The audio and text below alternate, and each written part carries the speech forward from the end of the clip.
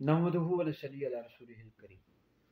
ایک سوال ہمارے پاس ہے کہ سرکار سیدنا امام حسین رضی اللہ تعالیٰ عنہ کی جو پیدائش ہے یہ کس مہینے میں ہوئی اور کس تاریخ کو ہوئی؟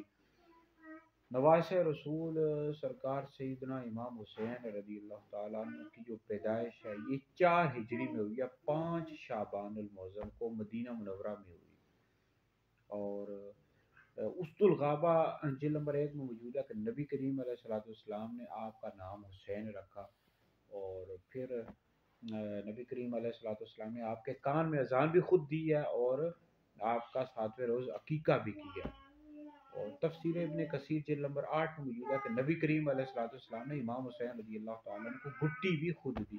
تو امام حسین رضی اللہ تعالیٰ عنہ کے جو والد ماجد ہیں ان کا نام حضرت سیدنا علی المرتضیٰ رضی اللہ تعالیٰ عنہ ہے، والدہ کا نام حضرت سیدہ فاطمہ زہرا رضی اللہ تعالیٰ عنہ، اور بھائی کا نام حضرت سیدنا امام حسین امام حسن امام حسن جو ہے امام حسن رضی اللہ تعالیٰ عنہ آپ کے بڑے بھائی ہیں، ٹھیک ہے جی۔ اور آپ کی جو بہن ہے ان کا نام سیدہ زینب رضی اللہ تعالی عنہ ہے۔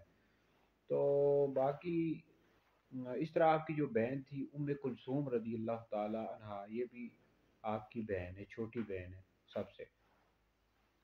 تو ترمذی میں حدیث موجود ہے، نبی کریم علیہ السلام نے فرمایا حسن اور حسین جنتی نوجوانوں کے سردار ہیں۔ نبی کریم علیہ السلام آپ سے بہت زیادہ محبت کیا کرتے تھے، اور آپ کی جو شہادت ہے یہ 60 ہجری میں 10 محرم کو کربلا کے میدان میں ہوئی ہے۔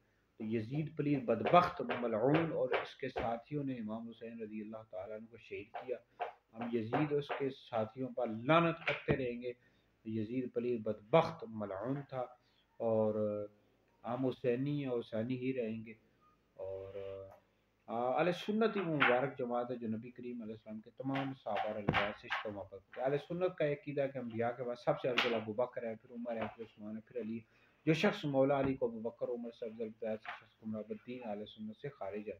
باقی جو یزید پلیت ہے اس کے کفر کے حوالے سے اختلاف ہے، بہرحال اگر کوئی اس کو کافر کہتا ہے تو کافر کہہ سکتا ہے، کوئی حرج نہیں ہے۔ اس حوالے سے ہمارا فتویٰ بھی موجود ہے، وہ فتویٰ بھی سوشل میڈیا پر، یوٹیوب، ٹک ٹاک وغیرہ پر موجود ہے۔